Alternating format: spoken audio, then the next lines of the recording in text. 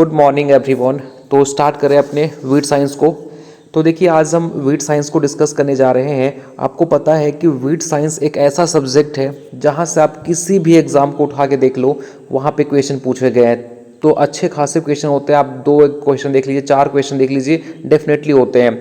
और आपको यहाँ से जो कंटेंट प्रोवाइड करूंगा वो आपके सेमेस्टर एग्जाम के लिए मोर देन सफिशिएंट होगा। दैट मीन्स अगर आप सेमेस्टर एग्जाम में हो और आप यहाँ से वीट साइंस पढ़ के जाएंगे तो आपका एक तो MCQ, fill in the blanks, कुछ भी पूछ दे, ट्रू फॉल्स, आपका लॉन्ग टाइप क्वेश्चन सारे आपसे बनेंगे, क्योंकि हम लोग डेप्थ में जाके वीट साइंस को पढ़ने वाले हैं। ठीक है, तो आपको काफ़ी मज़ा आएगा। और इनके जो नोट्स होंगे हम अपने टेलीग्राम ग्रुप पे शेयर कर देंगे, उससे डाउनलोड करके आप एक बार रिवाइज कर लीजिएगा। ठीक है ना। तो स्टार्ट करें अपने सेशन को। No, very good. चलिए बात करते हैं वीड के बारे में। तो थोड़ा सा आप मेरे को जरा सा बताने की कोशिश करो कि ये जो वीड है ये क्या होता है। सर वीड क्या होता है? वीड जो होता है ना वो अनडिजायरेबल प्लांट होता है। दैट मीन्स समझने की कोशिश करो कि ये फील्ड है हमारा और इस फील्ड में हमने मान के चलो पोटैटो लगा के रखा है ना। यहाँ पे आपने क्या लगाया है? पोटैटो लगाया है। अब यहाँ पे पोटैटो के साथ साथ कोई ऐसा क्रॉप उग जाता है जिसकी हमें वहाँ पे रिक्वायरमेंट नहीं थी। पहली बात ध्यान सुनिए मैं क्या बोल रहा हूँ, यहाँ पे कई बार लैंग्वेज फंसाता है आपको। ठीक है, मान के चलिए कि ये फील्ड था और इस फील्ड में आपने पोटैटो लगाया था, लेकिन हुआ क्या कि पोटैटो तो लगा ही है लेकिन कुछ ऐसे क्रॉप उग गए जो कि यहाँ पे रिक्वायर्ड नहीं था। जैसे यहाँ पे आपको देखेंगे तो यहाँ पे आपको मान के चलिए वीट निकल गया है ना, गेहूँ निकल गया। यहाँ से एक दो जो 2-4 पौधे हैं वो गेहूँ को निकल गया आपके फील्ड के अंदर। तो भाई गेहूँ हमारे रिक्वायरमेंट में नहीं था, हमें क्या चाहिए था? आलू चाहिए था। लेकिन यहाँ पे आपके फील्ड में 2-4 क्या निकल गया? गेहूं का प्लांट निकल गया। तो जरा आप मुझे बताओ, क्या ये गेहूं प्लांट वहाँ पे रिक्वायरमेंट था, वहाँ पे डिज़ायरेबल था? नहीं था सर, क्योंकि हमने आलू लगाया है भाई, तो इसमें गेहूं कहाँ से आ गया? अगर ये गेहूं आ गया तो जाहिर सी बात है कि आपके पोटैटो के क्रॉप को ये नुकसान करेगा। ये कुछ न्यूट्रिएंट ये भी ले लेगा, है ना। आप जो फील्ड में डालोगे न्यूट्रिएंट तो ये भी लेगा ना भाई, इसके साथ में ये वाटर भी ले लेगा। तो कहने कि हमारे क्रॉप के जो प्रोडक्शन है उसको ये नुकसान करेगा। तो इसे भी हम वीड बोल सकते हैं। तो ऐसा ज़रूरी नहीं है कि घास अगर हमारे फील्ड में उग गया तो ही उससे वीड बोलेंगे, नहीं। वो तो है ही ना। जैसे मान के चलिए अपने फील्ड में अपने कुछ क्रॉप लगाए हुए हैं, उसमें बहुत तरह के घास उग गया तो वो भी एक तरह का खरपतवार ही होता है। मैं आपको आगे पढ़ाऊंगा क्लासिफिकेशन ऑफ वीड्स, तो वहाँ बताऊंगा कितने टाइप के खरपतवार होते हैं। लेकिन पहली बात, अगर माइंड में आप ये चीज़ रखे हो कि फील्ड में सर हम कोई क्रॉप लगाए हुए हैं, उसमें बहुत सारी घास उग गई तो सर वो वीड है। ठीक है, मानते हैं वो वीड है। लेकिन अगर आप कोई क्रॉप लगाए हुए हो और उस क्रॉप के अलावा वहाँ पे कोई दूसरा क्रॉप उग जाता है जिसकी हमें वहाँ पे रिक्वायरमेंट नहीं थी, हो सकता है वो सीड किसी वजह से वहाँ पे पहुँच गया हो और वहाँ पे वो क्रॉप ग्रो कर गया, तो वो भी हमारे वहाँ पे रिक्वायरमेंट नहीं था, तो उससे भी हम एक तरह का वीड बोलेंगे। तो यहाँ पे जो गेहूँ है वो क्या है? एक तरह का वीड है। तो ऐसा ज़रूरी नहीं है कि हर टाइम घास ही जो होते हैं वो वीड होते हैं, नहीं। अनडिजायरेबल प्लांट भी क्या होते हैं? वीड भी होते हैं। Is it clear everyone? तो वीड का कंसेप्ट क्लियर हो गया यहाँ पे। ठीक है, चलिए आगे बढ़ते हैं। नो, बात करें अगर हम फादर ऑफ, अगर देखिए यहाँ पे जो बताया था मैंने वही लिखा हुआ है, weed is an unwanted plant growing where it is not desired. ठीक है, वीड एक अनवांटेड प्लांट होता है जहाँ पे हमें उसकी रिक्वायरमेंट नहीं थी, वहाँ पे वो उग गया, है ना, तो उसे क्या बोलेंगे? वीड बोलेंगे। और आपको पता है कि फादर ऑफ वीड साइंस कौन है? जेथ्रो टूल है। जेथ्रो टूल ने 1731 के अंदर एक बुक लिखी थी, हॉर्स होइंग हस्बेंड्री। ध्यान से, ये बुक पूछा गया किसके द्वारा लिखा गया है, तो ये book horse hoeing husbandry Jethro tool ने लिखी थी। और इस बुक में पहली बार वीड शब्द का जिक्र हुआ था। ठीक है, याद रखेंगे, Jethro tool father of weed science है। इन्होंने एक बुक लिखी थी, हॉर्स होइंग हस्बेंड्री, और इस बुक के अंदर पहली बार वीड नाम का जो टर्म है वो यूज किया गया था। ठीक है, आपको पता होगा डायरेक्टोरेट ऑफ वीड रिसर्च कहाँ पे है? जबलपुर, मध्य प्रदेश। ठीक है, 1989 में इसकी स्थापना हुई थी। ठीक, ये यहाँ से भी क्वेश्चन पूछा गया, यहाँ से भी एक क्वेश्चन पूछा गया है कि भाई डायरेक्टोरेट ऑफ वीड साइंस कहाँ पे है? तो जबलपुर में है। फादर कौन है वीड साइंस के? जेथ्रो टूल है।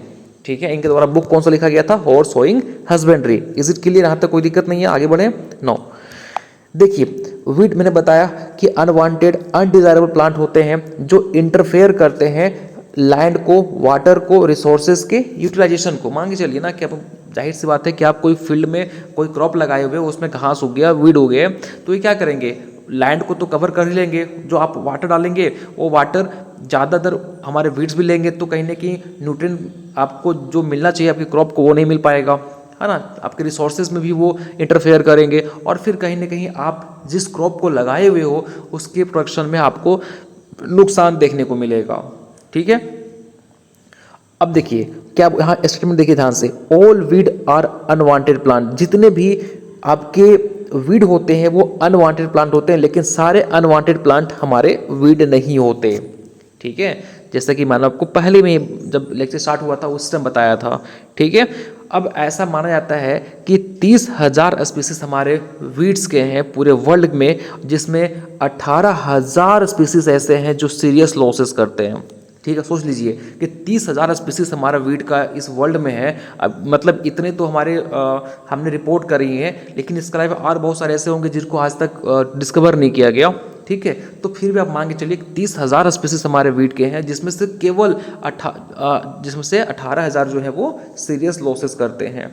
ठीक है, 9 बात करें वीड, तो अब देखिए हम एक ओवरव्यू लेते हैं कि जो हमारी क्रॉप है वो कितने परसेंट लॉस होते हैं। तो अगर वीड से बात करें, देखिए सबसे ज़्यादा लॉसेस जो है वो वीड से है, कितना 45% भाई। तो आपके जो क्रॉप अपने फील्ड में लगाए हुए हो ना, तो अगर उसमें वीड लगे हुए हैं भाई सबसे पहले वीड को हटा दो, क्योंकि 45% लॉसेस जो है वो वीड से हो रहे हैं, इंसेक्ट से 30%, और आप देखेंगे तो डिजीज से 20%, और अदर हो सकता है क्लाइमेटिक फैक्टर, टेम्परेचर हो गया, ह्यूमिडिटी हो गया, रेनफॉल हो गया, उससे 5%। तो ये आपका देखेंगे तो ये लॉसेस चल रही हैं। ठीक है ना, कोई दिक्कत यहाँ तक, आगे बढ़े चलिए। 9 अब बात करते हैं कैरेक्टरिस्टिक्स ऑफ वीड। देखिए वीड आपको पता है कि ये वो खरपतवार होते हैं, ऐसे प्लांट होते हैं जो कहीं ना कहीं हमारे प्लांट से सुपीरियर होते हैं हर केस में, है ना। अगर न्यूट्रिएंट की बात करें तो ज़्यादा ले लेते हैं, ग्रोथ की बात करें तो वीड हमारे सबसे तेज़ी से ग्रो करते हैं।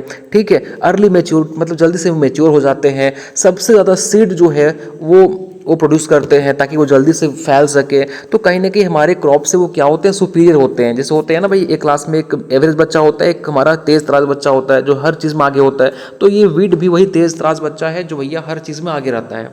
ठीक है, तो वीड क्या बोलता है, ये एडवर्स क्लाइमेट अगर मान के चलिए बहुत ज़्यादा टेम्परेचर है, बहुत ज़्यादा रेनफॉल हो गया है ना, बहुत ज़्यादा गर्मी पड़ रही है, तो उस कंडीशन में भी हमारे क्रॉप मर जाएंगे, लेकिन ये वीड सर्वाइव करेंगे।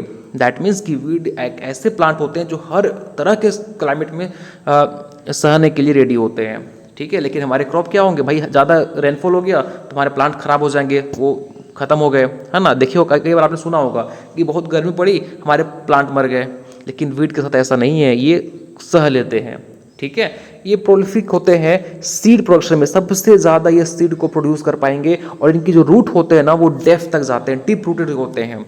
ठीक है, तब भाई सोच लो डीप रूटेड है तो वाटर भी एब्जॉर्व कर लेगा, न्यूट्रिएंट भी अच्छा खासा एब्जॉर्व कर लेता है, इसलिए एडवर्स क्लाइमेट कंडीशन में अच्छे तरीके से सर्वाइव कर पाता है। ठीक है, सीड पोर्शन की बात करें तो भाई सबसे ज़्यादा ये सीड को प्रोड्यूस भी करते हैं। दैट मीन्स अगर एक वीड लगा हुआ है ना, आप देखेंगे वहाँ एक वीड लगा हुआ है, उसके आसपास बहुत सारे वीड फैल जाएंगे कुछ ही दिनों में। ऐसा क्यों? क्योंकि सबसे ज़्यादा ये सीड को प्रोड्यूस करते हैं और अपने आप को बहुत तेज़ी से ये जर्मिनेट कर पाते हैं। ठीक है, ये अर्ली सीड सेटिंग होते हैं, पता ही आपको, और बहुत जल्दी ये मैच्योर होते हैं। आपका क्रॉप यहाँ से यहाँ पहुँचेगा, जबकि वीड जो है वो यहाँ से यहाँ पहुँच जाएगा। तो बहुत जल्दी ये मैच्योर होते हैं आपके क्रॉप के कंपैरिजन में, है ना। ये मतलब इनके जो सीड है ना वो लंबे समय तक डोरमेंसी में रहते हैं। आप देखेंगे मान के चलिए कि इनका सीड डोरमेंसी में, तो लंबे टाइम तक ये डोरमेंसी में रहेगा। ठीक है, जैसे ही फेवरेबल कंडीशन आएगा यहाँ पे फिर से वो जर्मेट कर जाएंगे, है ना। ये फास्ट ग्रोथ रेट होता है, मैंने बताया कि इसका ग्रोथ रेट जो होता है वो काफ़ी फास्ट होता है हमारे क्रॉप के कंपैरिजन में, है ना। और ये वेजिटेटिवली ग्रो करते हैं। मान के चलिए आज यहाँ पे हैं तो यहाँ से रनर के थ्रू यहाँ निकल गए, यहाँ से यहाँ निकल गए, यहाँ से यहाँ निकल गए, तो वेजिटेटली अपने आप को ग्रो करते हैं। मान के चलिए यहाँ पे सीड है, यहाँ से नीचे गिर गया, है ना, इनके सीड यहाँ गिरा, फिर यहाँ से फिर न्यू प्लांट निकल गया, तो ये वेजिटेटिवली जो है वो अपने आप को ग्रो कर पाते हैं। और कुछ ऐसे वीड्स होते हैं जो मॉर्फोलॉजिकली भी सिमिलर होते हैं। दैट मीन्स कि अगर आपके फील्ड में है तो आपको आप उससे आइडेंटिफाई नहीं कर पाओगे कि ये क्रॉप है कि ये वीड है। ठीक है, तो वो मॉर्फोलॉजिकली भी कई बार सिमिलर होते हैं। ठीक है, तो मैं आपको आगे बताऊंगा कि कौन कौन से ऐसे वीड्स हैं जो आपकी क्रॉप से एग्जैक्ट मैच करते हैं। अगर आपको वो उसका कैरेक्टरिस्टिक्स नहीं पता होगा तो आप उसे क्रॉप समझ के छोड़ देंगे फील्ड के अंदर ही। ठीक है, हाँ आपको पता चल गया होगा मैं किसकी बात कर रहा हूँ। चलो मैं आपको हिंट देता हूँ, उससे हम गेहूं का मामा भी बोलते हैं। चलिए बताइए किसको बोलते हैं, कमेंट में बताइए फटाफट। नो, आगे बढ़ते हैं। अब हम बात करते हैं इम्पोर्टेंस ऑफ वीड्स। देखिए ऐसा नहीं है कि हर एक तरह के जो वीड्स होते हैं वो नुकसानदायक ही होते हैं, कुछ ऐसे वीड्स भी होते हैं जो हमारे लिए काफ़ी यूज़फुल भी होते हैं। बट इतना याद रखिएगा 99.9% जो वीड होते हैं ना वो हमारे लिए हार्मफुल ही होते हैं। केवल 0.1% ऐसे वीड होते हैं जो हमारे लिए यूज़फुल होते हैं। ठीक है, मतलब सोच रहे हो 99.9% वीड हमारे लिए हार्मफुल ही हैं, केवल 0.1% जो है वो यूज़फुल होते हैं। जैसे बहुत सारे वीड हैं जिनको हम फॉडर पर्पज़ के लिए, चारा पर्पज़ के लिए यूज़ करते हैं। आप देखेंगे कि जो आप वीड्स होते हैं ना ये सॉइल के फर्टिलिटी को भी मेंटेन करते हैं, सॉइल के पीएच को भी बैलेंस बना के रखते हैं, साथ में ये कंट्रोल करते हैं इरोजन को। इस बात का आप मुझे लॉजिक बताइए ज़रा कैसे। आखिर में यहाँ पे एक वर्ड लिखा हुआ है, एक सेंटेंस लिखी हुई है कि कंट्रोल करता है सॉइल इरोजन को। कैसे कंट्रोल करता है, देखिए मान के चलिए कि ये आपका लैंड है, इसमें बहुत सारे वीड मान के चलिए ग्रो कर चुके हैं। ठीक है, एक ये कंडीशन हो गई। दूसरी कंडीशन ये है कि ये फील्ड है जो पूरी खाली है ना, इस पर आपने प्लोइंग करी है। तो यहाँ पे क्या होगा कि यहाँ पे विंड इरोजन भी हो सकता है, वाटर इरोजन भी हो सकता है, लेकिन क्योंकि यहाँ पे वीड लगे पड़े हैं इस फील्ड के अंदर तो ये क्या करेंगे, मिट्टी को आपस में कॉम्पैक्ट करके रखेंगे, मतलब आपस में पकड़ कर रखेंगे, है ना। तो यहाँ पे इरोजन होने की चांस बहुत ही कम होती है। तो इस तरीके से ये क्या करता है, आपके सॉइल इरोजन को कंट्रोल करता है।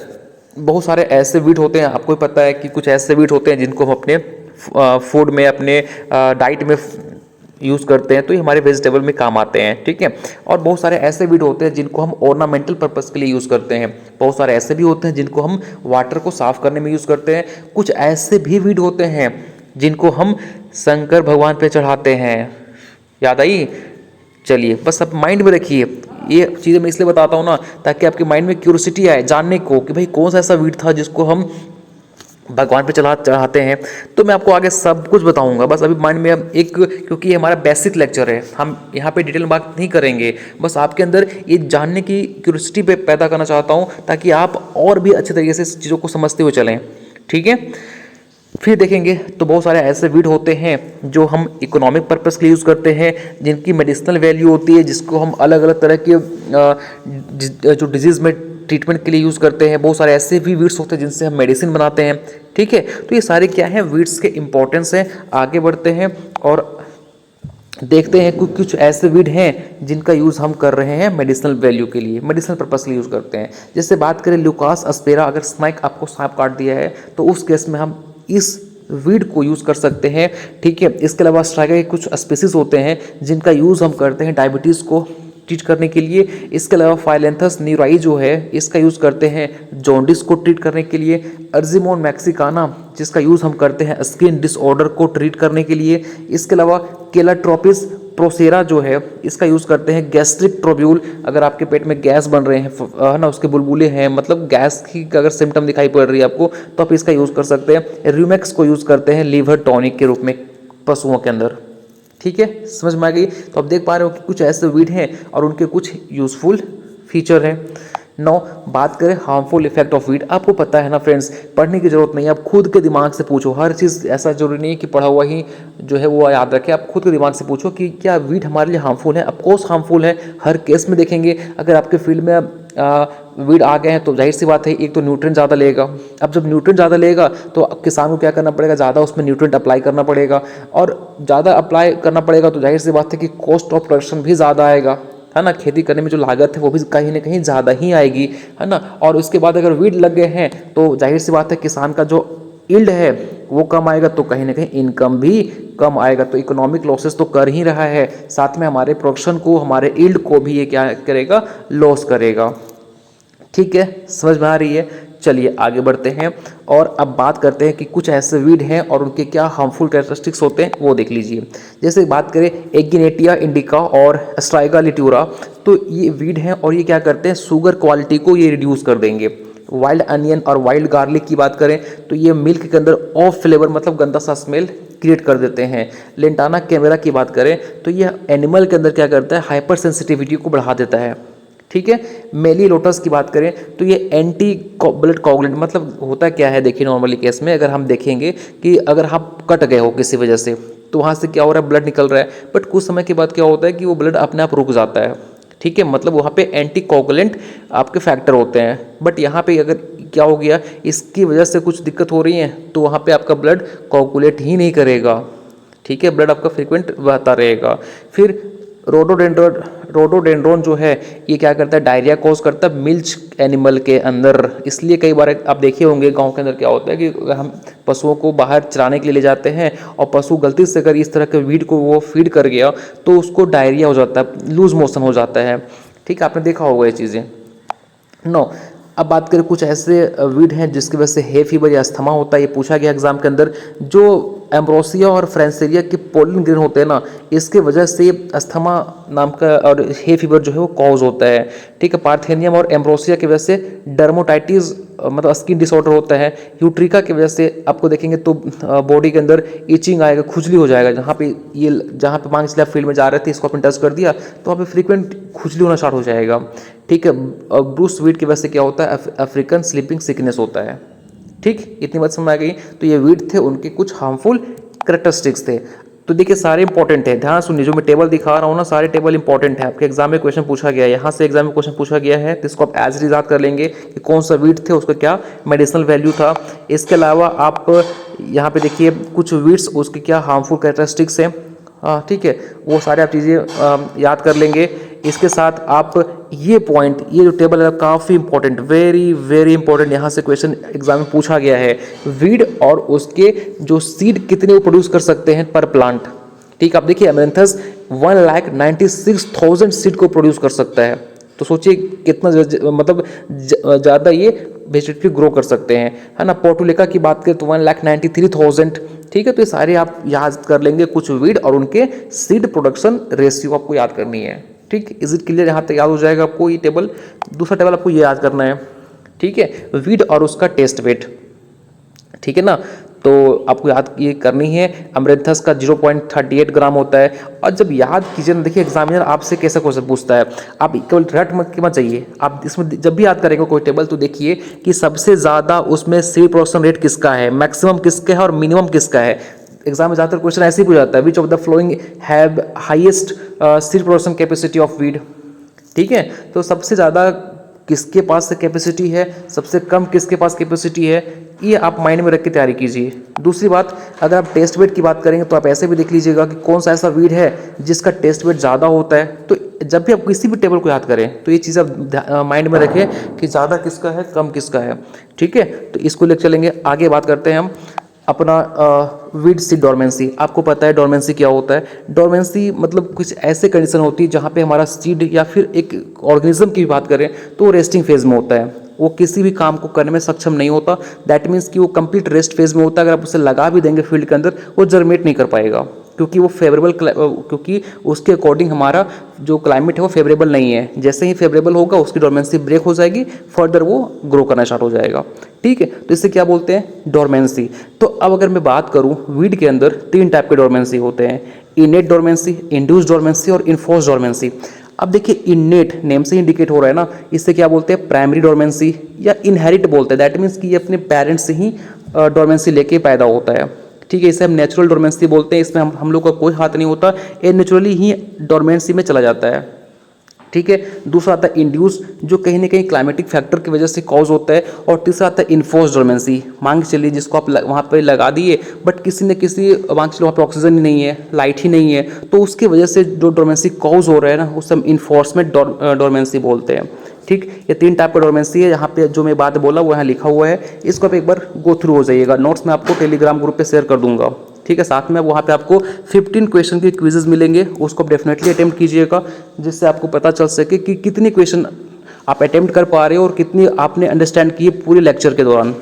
ठीक है, चलिए नो अब यहाँ पे ये जो टेबल है वो काफ़ी इंपॉर्टेंट है। तो जितने टेबल मैं आपको प्रोवाइड कर रहा हूँ ना, सारे आपके एग्जामिनेशन पॉइंट ऑफ व्यू से इंपॉर्टेंट है। अगर मैं बात करूँ राइस के अंदर, देखिए क्वेश्चन का आपको आंसर देता हूँ। कई बार आप देखे होंगे कि हम ऐसा मानते हैं कि जो हम जब भी पेड़ी की खेती करते हैं तो हम नर्सरी तैयार करके करते हैं। ऐसा क्यों करते हैं? क्योंकि हम इसलिए करते हैं ताकि हमारा वीड का जो प्रकोप है वो कम हो सके। आप खुद सोचिए, एक डेटा बताता हूँ आपको कि राइस में अगर आप ट्रांसप्लांट करके लगा रहे हो, मतलब प्रॉपर वे में आपने नर्सरी तैयार करी, उसके सीडलिंग को आप फर्दर बड़े फील्ड में ट्रांसफर कर रहे हो, तो उसमें जो आपका वीड का प्रकोप होगा वो 30 to 40% होगा।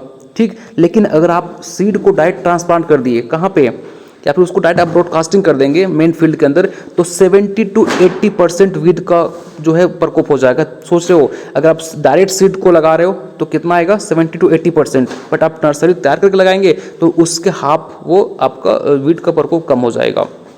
इसके अलावा देखें तो वीट के अंदर 50 to 30% होता है, रुक जाओ अभी, ठीक है। मेज और सोरगम की बात करें तो 50 to 70%, ग्रोनट की बात करें तो 40 to 50%, सोयाबीन की बात करें तो 40 to 60%, कॉटन की बात करें तो 40 to 50%, रेपसीड मस्टर्ड की बात करें 10 to 15%, रबी पल्सेस की बात करें, देखिए यहाँ पे याद रखिएगा रबी पल्सेस और खरीफ पल्सेस, ठीक है। तो रबी पल्सेस के अंदर 20 to 30% और खरीफ पल्सेस के अंदर होता है 40 to 60%। तो ये जो डेटा है ना, आपको एज इट इज याद करना है। यहाँ से आप किसी भी एग्जाम में देख लीजिएगा तो यहाँ से क्वेश्चन आपको मिल जाएगा, ठीक है। आगे बढ़ते हैं। नो टिल देन हम आज के सेशन में इतने रखते हैं। इसके नेक्स्ट लेक्चर में हम लोग डिस्कस करेंगे क्लासिफिकेशन ऑफ वीड, और काफ़ी इंपॉर्टेंट है आपके semester examination point of view से भी, ठीक है फ्रेंड्स। तो इसके नोट्स हम आपको टेलीग्राम ग्रुप पे प्रोवाइड कर देंगे, एक बार उससे रिवाइज कर लीजिएगा। मिलते हैं नेक्स्ट वीडियो में। Thank you so much.